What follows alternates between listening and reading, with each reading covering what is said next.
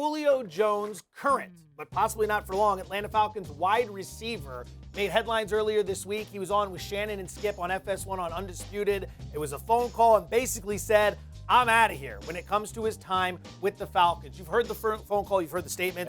You've heard all the analysis. Take me through what you're thinking. What are your initial thoughts when you heard what he said? It's kind of surprising that he's the one who's wanted out of Atlanta, though I understand it. They're not, they're not considered a favorite in the NFC, and he's 32 years old. He's nearing the end of his career, still has some good years left. I imagine he wants to play those 33, 34, 35 years on a Tampa Bay, on a Kansas City Chiefs, on a Baltimore Ravens, on a team that is considered a favorite to win the Super Bowl, something he has not done. I would say something similar. It doesn't come as surprising. It was surprising in the way we got that information, but if you remember, prior to the draft, we were hearing rumors that the Falcons wanted to trade him. We weren't really sure if it was Atlanta wanting to move on from the big contract or if it was Jones who wants out. So now we at least know that it's Jones who wants out, but ultimately something will probably get done here. It's not a massive, although it is pretty big, the cap number and the dead cap charge and all that, but we'll get to all of that in just a second. But we have heard the rumors for a while, so not a major surprise. Mike Rothstein covers the Falcons for ESPN.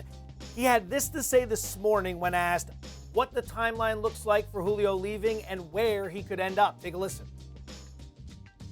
It doesn't seem like it's going to be much longer for Julio Jones in Atlanta. On Monday, he went on Undisputed, the FS1 show, and said, I'm out of there. They can't, at least officially, move on from him before June 1st, because if they do it after June 1st, then they can get some cap relief. It's not entirely clear what teams might be interested in Julio Jones, but teams that are contenders are teams that have clear need at receiver. Think Baltimore, think New England, think maybe Indianapolis, although they could have some cap issues there. Think San Francisco, where he could be reunited with Kyle Shanahan. Those are teams that might be in play. Another couple of teams could be the Los Angeles Chargers and the Las Vegas Raiders. John Gruden has made no secret he likes to go after star players. I think there'll be a few suitors for Julio Jones, but where he ends up, still a little bit of a question.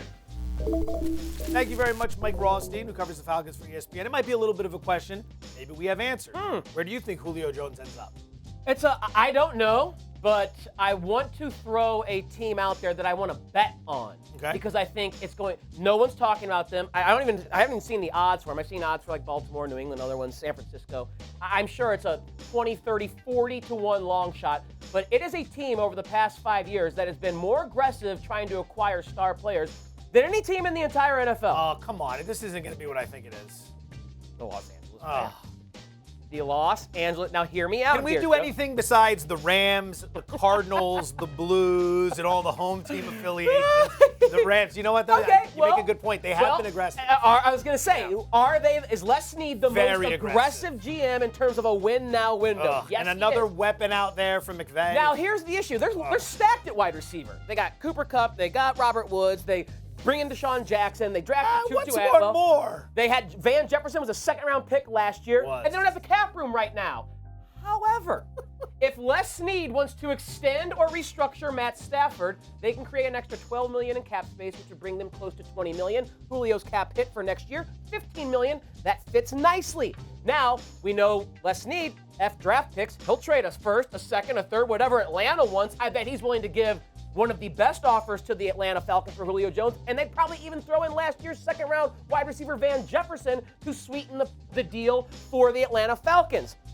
Raheem Morris, the new defensive coordinator for the LA Rams, was Julio Jones' wide receiver coach from 2016 and 19. They are tight like Shannon and Julio are. So I'm just saying I want to bet this because it's probably 50, 60 to 1, and it should probably be closer to 20, 15 to 1 because of Les Snead's aggressiveness, Sean McVay's aggressiveness, and Matt Stafford wanting a big body like Julio to throw to like he did with Calvin Johnson. Very well presented. I'm just saying. Very well laid out. And you're right. They'd be a long shot. You would get a big return on your investment. It's a team that's shown a willingness to get aggressive before in the past, so why not now? Jalen Ramsey and everything in between now and then. Speaking of aggressive, I think that's the operative word, which is why I'm going to pick the New England Patriots make the move here. Number one, the Patriots are one of 4 teams that can fit Julio Jones into the salary cap as of right now. $15.3 million is needed. They have $16.4 million in space. So that's number one. Number two, they're an AFC team. So if they offer up a good enough piece when it comes to trading, Atlanta would be inclined to listen because they'd rather have them in the AFC than the NFC. And what about that aggressiveness we just mentioned? Bill Belichick has been ultra aggressive this Yes, offseason, trying to compete with Tom Brady, who just won the Super Bowl. They spent a ton of money on Matthew Judon, Joe Thuney at offensive guard, Hunter Henry. What's one more piece with Julio Jones? One more piece. So I'll go with the New England Patriots. Not as sexy as you going way down the line, but they could use him. Cam could use him. Mac Jones could use him. Season win total for the Falcons is 7. Would you bet over or under? I'd probably pass, but if gun to my head, I'd bet under because Julio's not going to be there, and I don't think they upgraded enough throughout the offseason. That's saying 7.5 wins. Shop around. You can find 7, and it might be on the move with the Julio Jones news. I would still play over 7. I've liked it. We went into the draft knowing full well Atlanta might be looking to move Jones. It's part of the reason why they signed Kyle Pitts, so I'll go ahead and stick with the over, although you can't like it as much. Thanks for watching ESPN on YouTube. For live streaming sports and premium content, subscribe to ESPN+.